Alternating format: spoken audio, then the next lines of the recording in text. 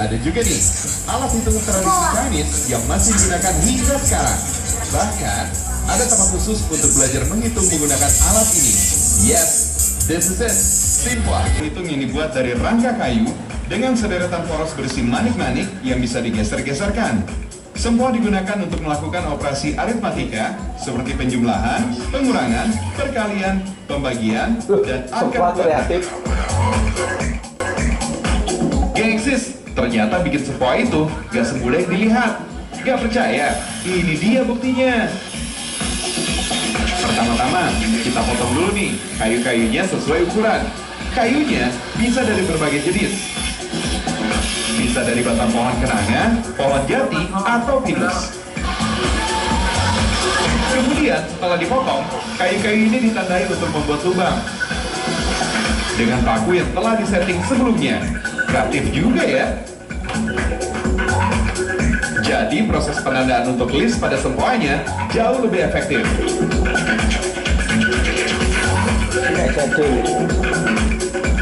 Tujuannya supaya akan lebih kuat menahan kancing sempoanya.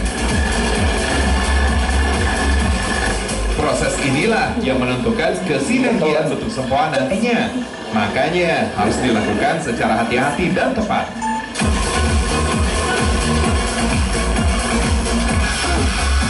Sip, pinggiran sempoa ini dihaluskan serat kayunya dan di area yang dilubangi supaya saat digunakan tidak membahayakan si pengguna karena tertekan serat kayu yang tajam. Oh ya.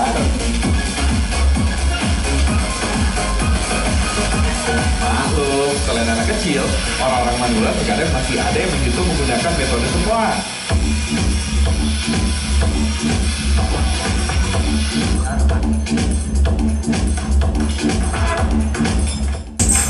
Alright, sekarang saatnya menyusun rangka sempoa.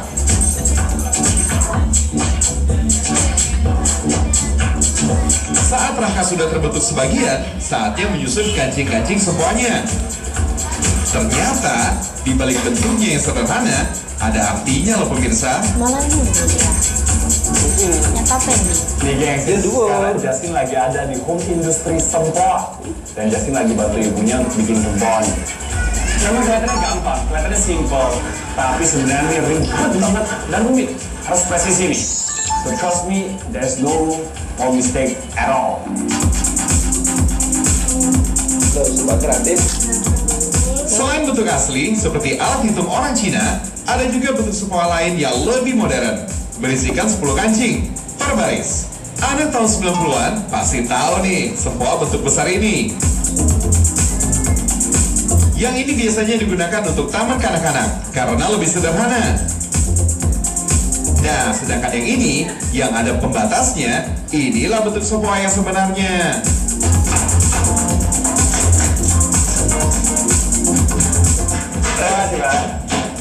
Ini dia gengsis, sempoa yang udah jadi. Ini yang besar dan ini yang versi kecil ya. Nah, ada juga yang terbuat dari plastik loh. Nah, sekarang Jatim mau tes keeksisan dari sempoa ini. Bahkan sampai sekarang ada yang les begitu menggunakan sempoa. Ini Sempoa kreatif. gengsis di era komputer yang semakin canggih, sekolah-sekolah di Jepang justru kembali menggunakan sempoa. Justin will show it to you.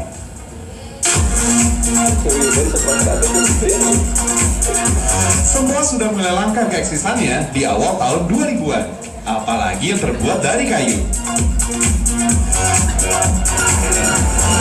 Awal tahun 2000-an, semua berbahan dasar plastik dan berwarna-warni mulai menguasai pasaran.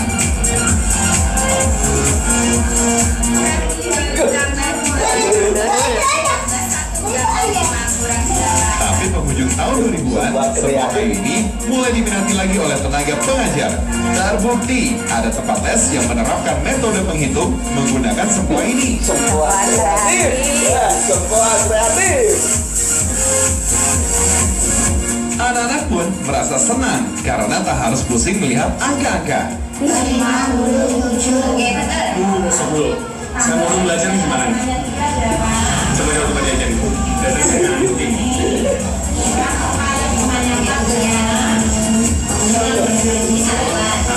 Dari samping kanan, ini satuan, ini puluhan, ini ratusan, ini ribuan, dan seterusnya. Ya.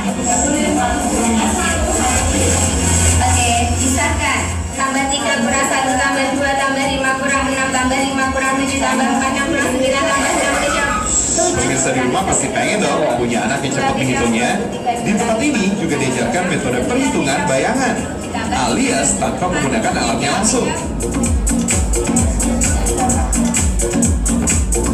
Hanya cukup dibayangkan dan menggerakkan tangan seperti ini. Sudah bisa jawab pertanyaan dari Bu Guru. Yippee! Kalau kita sekarang giliran Justin yang ngasih soal gimana? Siap semua ya? Oke. Bisa kan?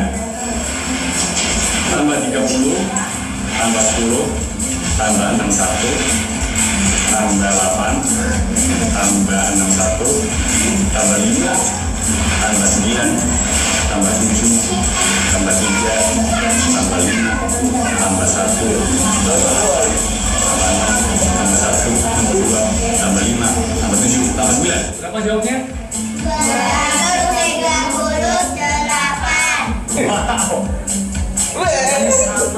Ternyata sempoan akan cepat dibandingkan dengan kalkulator. Dan jauh pikiran sempoan.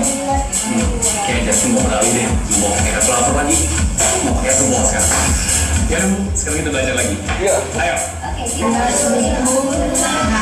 Sempoa alias soroban membantu anak-anak tak hanya meningkatkan kemampuan berhitung, tapi kemampuan konsentrasi dan mengingat. So pasti otak anak jadi lebih encer deh. Ya, sistem sempoa yang terkenal sejak tahun 1800 sebelum Masehi ini, bagaimana sih caranya masuk ke Indonesia? Let's just ask the expert. Sejak kapan sih sempoa mulai masuk ke Indonesia? Sempoa itu masuk bersamaan dengan berkembangnya budaya Cina yang berenkulturasi dengan budaya itu. Oke, kalau apakah berhitung dengan menggunakan sempoa jauh lebih efektif dibandingkan dengan alat hitung biasa? Iya, karena dia bukan sekedar alat bantu menghitung, tapi ya memang dia diperlukan untuk membuat otak kiri dan otak kanan berkembang secara baik. Memang diperlukan gitu. Oke, terima kasih. Nah, itu semua kreatif. Gengsis, meskipun keberadaannya sudah mulai tergerus zaman, tapi untuk kalian yang suka menghitung pakai ini, masih bisa mencarinya di pasar-pasar tradisional atau di toko-toko juga ada loh. Kayaknya semoga keberadaan kedua benda ini akan tetap eksis abis. Fungsi dan manfaatnya masih banyak sekali untuk kita semua.